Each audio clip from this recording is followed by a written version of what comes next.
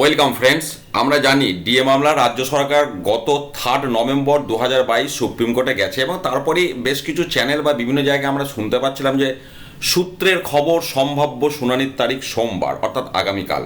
কিন্তু আমি সেদিনই বলেছিলাম যে কেসটা কিন্তু এখনো অ্যাকসেপ্ট হয়নি, শুধুমাত্র একটা ডায়েরি নাম্বার পড়েছে, দেখতেই পাচ্ছেন আপনারা, এখনো কেস নাম্বার কিন্তু হয়নি এবং এটা স্কুটিনি হবে। স্কুটিনি হওয়ার পর ডিফেক্ট কিছু আছে কিনা সেগুলো দেখা হবে। তারপর যারা ক্যাভিয়েট দাখিল করে রেখেছেন পিটিশনার মানে মামলাকারী সংগঠন যারা, তাদেরকে ইনফর্ম করবে, তারপর সেটা বিচারের বিষয় আসবে। এটা গেল একটা দিক, সেই নিয়ে আমি আলোচনা করছি। পাশাপাশি কন্টেম্প্ট মামলা যেটা হাইকোর্টে রয়েছে সেটা নিয়েও কিন্তু আপডেট আছে, সেটা আমি শেষে শেয়ার করছি। তো এবারে দেখুন, তারপর যে বিষয়টা দাঁড়ালো কেস ডিটেলস, যেটা আমি আগের দিন আমাদের সাথে শেয়ার করেছিলাম, এখানে যেটা লাল কালিতে লেখাটা উঠছে cases under defect list valid for 90 days, অর্থাৎ যেটা দরখাস্ত করা হয়েছে সোজা বাংলায় সুপ্রিম কোর্টে, যেটা জাস্ট ডায়েরি নাম্বার পড়েছে, তার মধ্যে বেশ কিছু ডিফেক্ট পাওয়া গেছে বলে সেটাকে ডিফেক্ট লিস্টে ফেলে দেওয়া হয়েছে এবং সেটার জন্য 90 দিন সময় দেওয়া হয়েছে। তো এই 90 দিনের বিষয়ে আমি ইউনিটি ফোরামের যিনি আইনজীবী মিস্টার প্রবীর চ্যাটার্জি, আমি ওনার সাথে যোগাযোগ করেছিলাম। তো এই 90 দিনটাকে উনি যেটা বলেন যে এটাকে বিশেষ গুরুত্ব দেওয়ার মতো কিছু নেই। তার মানে এটা নয় যে রাজ্য সরকার 90 দিন সময় পাবে এটাকে কারেকশন করার বা পিছিয়ে যাবে, এমনটা নয় বলেই উনি বলতে চাইছেন। সেটা সোমবার বা বুধ বৃহস্পতিবার করে আমরা বুঝতে পারবো যে সেই ডিফেক্টগুলোকে মেটানোর চেষ্টা করা হচ্ছে কিনা বা মেটানো হচ্ছে কিনা, তারপর টেন্ডেন্সিটা পরিষ্কার বোঝা যাবে। এবার যদি একটু আমরা ডিফেক্টগুলো দেখি, এখানে দেখুন ডিফেক্টস যেটা অপশনটা রয়েছে 10খানা ডিফেক্ট দিয়েছে। যেমন প্রথমে একটা বলা হচ্ছে কোর্ট ফি 2330 টাকা ডেফিসিট আছে, জমা দেওয়া হয়নি, এবং এগুলো আপনার গতকাল অর্থাৎ 5ই নভেম্বর এই ডিফেক্টগুলো সব স্কুটিনি করে ধরা পড়েছে, অর্থাৎ এখনও কেসটা কিন্তু অ্যাডমিট হয়নি, কাজেই শুনানির তারিখ তো অনেক পরের কথা।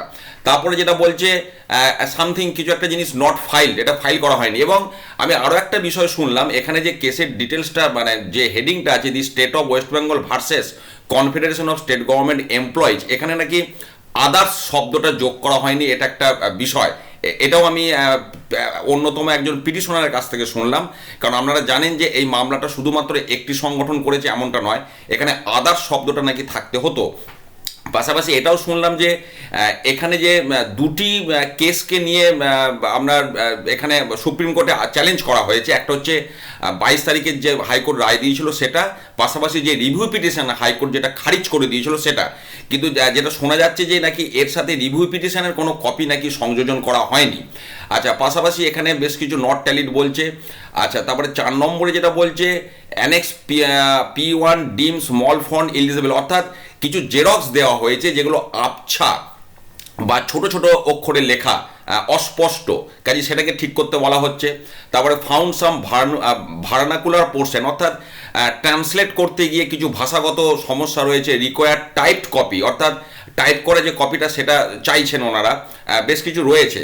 তারপরে কিছু কিছু জায়গা নট কমপ্লিট, রিভার্স উল্টে গেছে এরকম বলা হচ্ছে, কিছু কিছু পেজ ছোট ছোট হরফে লেখা হয়েছে, কিছু কিছু পেজ ব্ল্যাঙ্ক রয়ে গেছে। তারপরে এখানে এসএলপি রিকোয়ার্ড, এটা একটা বিষয় রয়েছে। এবং তারপরে শেষের যে পয়েন্টটা, council to ensure all document in page books as per index and in order, অর্থাৎ ধরুন এগুলো তো একটা অনেক পাতার একটা কপি হয়, 1400-1500 পৃষ্ঠার একটা কপি হয়, তো সেগুলো একটা বই আকারে বাইন্ডিং করে জমা দেওয়া হয় এবং তার একটা ইন্ডেক্স থাকে, একটা সূচিপত্র থাকে যে এত পৃষ্ঠায় এই টপিক আছে, এত পৃষ্ঠায় এই টপিক আছে। তো সেই সূচিপত্র ইন্ডেক্সে যেমন অর্ডারে লেখা আছে, পেজ নাম্বারের সাথে সেটা মিলছে না, অর্থাৎ 100 নম্বর পৃষ্ঠাতে ইন্ডেক্সে যেটা উল্লেখ করা আছে বাস্তবে দেখা যাচ্ছে সেটা হয়তো 103 পাতায় রয়েছে, অর্থাৎ মিলছে না। এই না মেলাটাও একটা আমরা ডিফেক্টের মধ্যে পড়েছে। তো মোটামুটি আমি যেটুকু আলোচনা করলাম, তো এই ধরনের বিভিন্ন সমস্যাগুলো ডিফেক্ট আকারে আপাতত ধরা পড়েছে। তো এই ডিফেক্টগুলোকে যখন মিটিয়ে দেওয়া হবে রাজ্যের পক্ষ থেকে, তখন এখানে কিন্তু আমরা যে যে ডিফেক্টটা মেটানো হচ্ছে রিমুভড অন ডেট বলে, সেই ডেটটা কিন্তু এখানে এসে যাবে। তো এখান থেকেই আমরা আপডেটটা পেতে থাকবো যে কোন কোন ডিফেক্টগুলো মেটানো হচ্ছে, নাকি এই যে 90 দিন সুযোগ পাওয়া যাবে যেটা এখানে বলা হচ্ছে, সেই সুযোগটা রাজ্য সরকার গ্রহণ করবে, বা এটার কি নিয়ম, সেই নিয়মটা সবটা আমার জানা নেই, জানা সম্ভব নয়। তবে কিন্তু এটা বলতে পারি যে হ্যাঁ, 5-6 দিন গেলে একটা বিষয় পরিষ্কার হবে যে এই ডিফেক্টগুলোকে মেটানোর ওনাদের পক্ষ থেকে কতটা আন্তরিকতা রয়েছে এটা অবশ্যই আমরা বুঝতে পারবো। এটা গেল একটা দিক। দ্বিতীয়ত আমরা জানি হাইকোর্টের যে কন্টেম্প্ট মামলাটা এখনো অ্যালাইভ আছে, যেটা নেক্সট হিয়ারিং 9 নভেম্বর, 9/11/2022। তো সেই প্রসঙ্গ আমি কথা বললাম। তো একটা বিষয় সেখানে উঠে আসছে যে হাইকোর্ট কিন্তু কন্টেম্প্ট মামলার স্টে অর্ডার দেয়নি। রাজ্য সরকার যদিও কন্টেম্প্ট মামলা সারবত্তাহীন, ভিত্তিহীন এমন দাবি করেছেন, বা এই মামলা ডিসমিস করার বা উইথড্র করার জন্য হাইকোর্টকে অনুরোধ করেছেন, সেটা আমি আপনাদের সাথে শেয়ার করেছি, হলফনামায় সেটা উল্লেখ আছে। কিন্তু হাইকোর্ট এখনও কন্টেম্প্ট মামলা উঠিয়েও নেয়নি বা সেটার বিরুদ্ধে স্টে অর্ডারও দেয়নি। তার মানে বিষয়টা এটা দাঁড়ালো যে 9 নভেম্বর যে কন্টেম্প্ট মামলাটা আছে সেটা কিন্তু যেমন হাইকোর্টে উঠবে।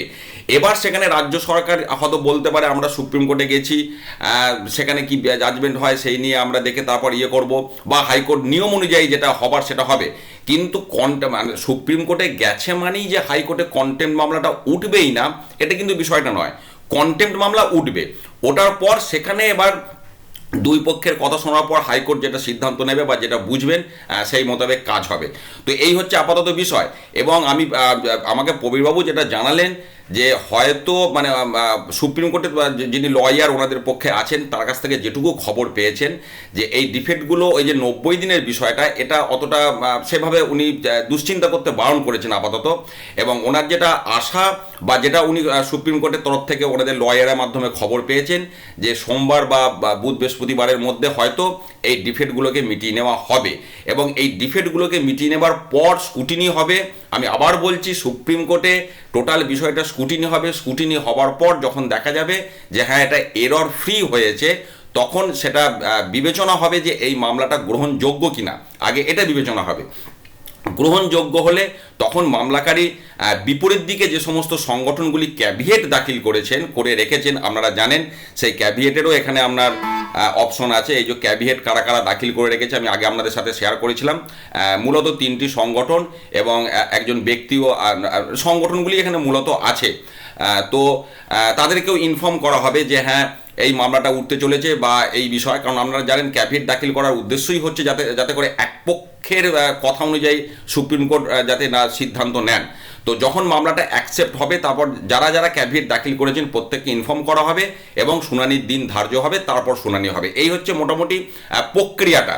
কাজে এখনই যে মামলাটা গ্রহণ হয়ে গেছে, সুপ্রিম কোর্ট অ্যাকসেপ্ট করে নিয়েছে এবং শুনানির ডেট পড়ে গেছে, এমন কিন্তু কোনো বিষয় নয়। কারণ অলরেডি সেটা ডিফেক্টিভ লিস্টে গেছে। সেই ডিফেক্টগুলো মেটানোর পর ফার্দার স্কুটিনি হবে। তারপরে আদালত বিচার করবে যে মামলাটা গ্রহণযোগ্য কিনা। গ্রহণযোগ্য হলে তারপর আমরা সকলকে যারা বিভিন্ন সংগঠন যারা ক্যাভিয়েট দাখিল করেছেন সকলকে ইনফর্ম করে তারপর মামলা শুনানির দিন ধার্য হবে। তো এই হচ্ছে আপাতত সুপ্রিম কোর্টে এই ডিএ মামলার স্ট্যাটাস আমি আপনাদের সাথে শেয়ার করলাম। তবে আপডেট আমরা পেতে থাকবো, যেমন যেমন পাবো আপনাদের সাথে আমি শেয়ার করব। ভালো থাকুন, সুস্থ থাকুন, ধন্যবাদ।